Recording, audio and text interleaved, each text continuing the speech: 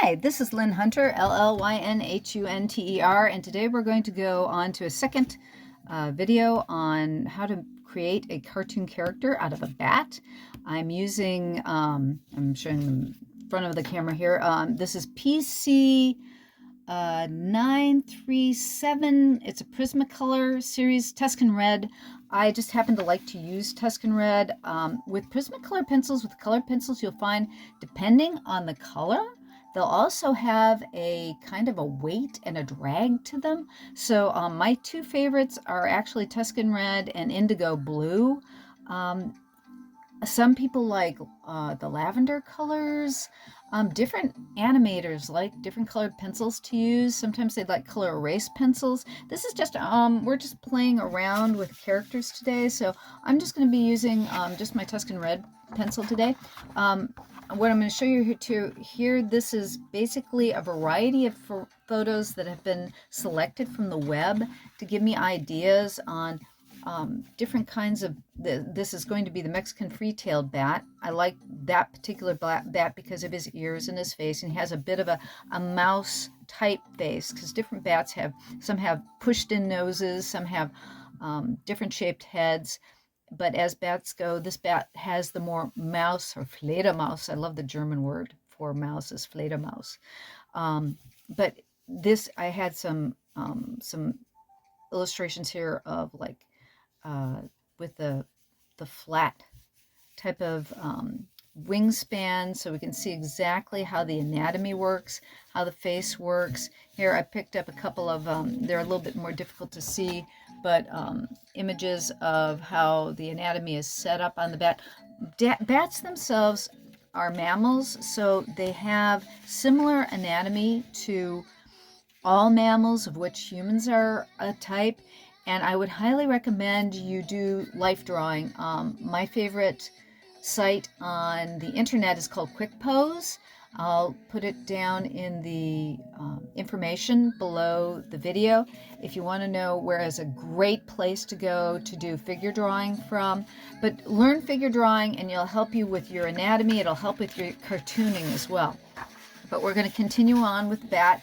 On the last cartoons that we worked on with the faces, I was doing different shapes of the face with more of a realistic, since this is the more realistic version of the Mexican free-tailed bat, and I was playing around with different types of face shapes. This time we're going to play with the whole body and how we can utilize the whole body in the bat. And what we're going to do is, the bat's shape itself, he has, his head is basically, if we start with just his head being a circle, and then he's got a muzzle, and the muzzle is more or less a triangular shape, and I'm basically going to be using that mouse-shaped muzzle. And he's got this one, this particular bat has very triangular ears that kind of meet in the center. But again, when you're doing a cartoon, you can do any shape. You can, his ears could be smaller, they could be much larger. You can play around with the sizes. And what you want to consider when you're first drawing or doing a study like this is just play around with shapes and sizes and do a number of drawings. So but I'm going to first start out with this, the head. And I like that his ears kind of come into a more of a curlicue type shape. And I'm just going to do a funny curlicue like shape like that. We're going to put his eyes to the side. I'm going to make this a little bit of a cute bat. So he's got itty bitty eyes, gets very teeny tiny eyes, but I'm going to make them bigger just because bigger's cuter. Let's see, let's make them really cute and give him some eyebrows. And since his muzzle's in here, and we'll give him more of a triangular shaped nose. And I like the mouth on this guy. If you can see over here, he has this funny smile. He has this funny, like, up and down type smile. So we're going to give him a kind of a up and down funny smile. And the teeth are underneath here in these little pouches that you'll find on dogs and mice and cats. And I'm going to give him a little bit, this is the upper eye line. Sometimes people think of him in threes. There's an upper and a lower. And I'm going to throw this eye is a little bit 3/4, so it's going to be squished. Where this is more of a circle, this side will be squished in a bit. And I'm going to put a cheek over here, since he's got a cheek here and a cheek here.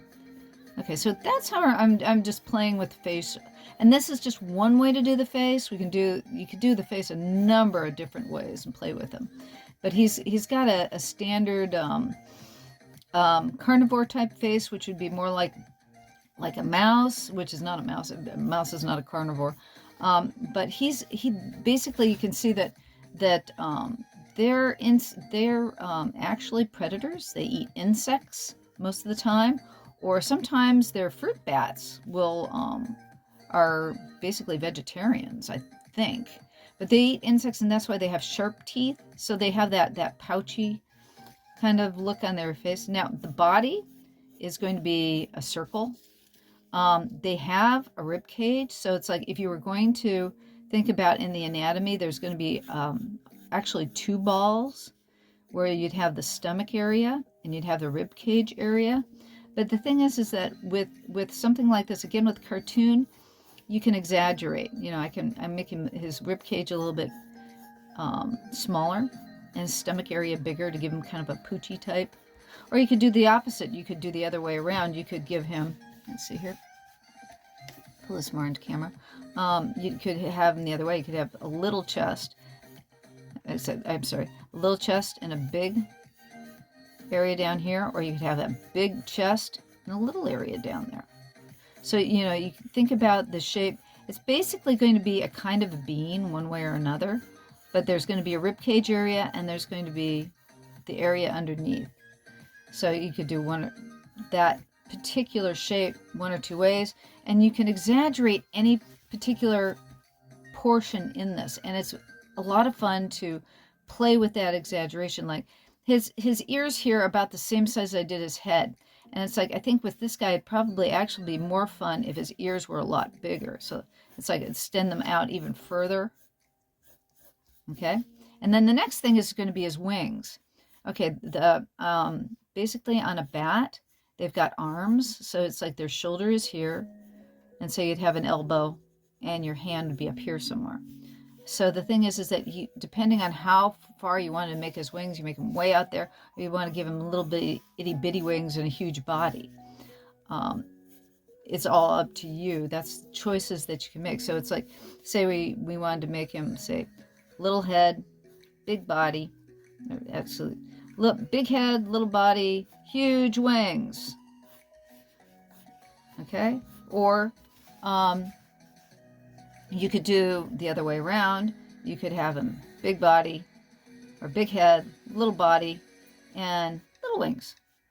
So the thing is that by adjusting the types of parts of his body, pick out different parts and exaggerate them in different ways to decide, okay, how is that? How do I like that? How does that work for me? And once you get done with your first drawing of this, it might not be just the right way you wanted to see it. Now with Bat, okay, like I said, he's got his shoulders are up here. He's got an elbow down here, and his hands are here. He has one thumb. Two of his fingers go together usually to make this supporting wing out here, and they have a tendency to have one bendy joint. They you actually have 3. They usually 1, 2, 3, but this is the most bendy of the joints. So they'll have, if you're doing a cartoon bat, they have more of you're either doing 1, 2, 3, or they've got a joint about there, and they've got another joint somewhere in here, because they've got 2 fingers that go out here. But if you're going to do a cartoon bat, you don't really think about the one atrophied finger. But they have 5 fingers basically like you and I have. And then this part of their skin goes from their pinky finger into their body. And then they have 2 flaps that go from between the 3 fingers. And this is the basic shape of any bat wing. So you've got shoulder, elbow, hand, finger, I think 3 fingers, and then you just use a nice upside down U to link them. And then the other side is just the same thing. He's got a thumb up here. He's got an elbow. Just figure out, okay, how you think about them as arms. 1, 2, 3. 1, 2. There. And you've got your standard bat. Now he's got his legs and a tail. Think about where the tail is going to be. It's like in the same line with his spinal column. So if you put a through line through him, then his tail would go out here. And you can do a couple of things with it. You can either like tuck his legs in, or with bats, when they fly, they have a tendency to stick them out like that. So you could have his toes like flying out. And then they've got a flap between here and here. And so this flap, more or less, of their skin will go down there. But you can play around a lot with these shapes to get how you want your bat to look. So he could either have like the 2 balls there, or he could have 1 ball, 1 bean. There's going to be a neck there somewhere. But again, and it's like his chest is in here somewhere. You'd have a rib cage and a spinal column, and they have, his hips would be down here. So that's your basic cartoon bat. And like I said, play with them in the shapes and sizes of the wings, and where you want to throw, how big you want to throw the wing.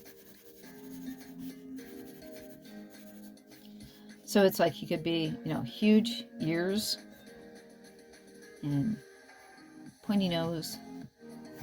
And then again, his elbows could be short. So it's like his elbow could right there, and he had long hands. So you can play around with those shapes, but know that you've got a wing, the body, and the head are your main pieces when you're putting together your cartoon bat. And that's basically it for the body of our cartoon bat. And we'll have something else next time. Thank you for stopping by. My name is Llyn Hunter, LLYNHUNTER. Please like the video, subscribe, come check out my Patreon. And thank you for stopping by. I really appreciate your time. Bye-bye. Till next time.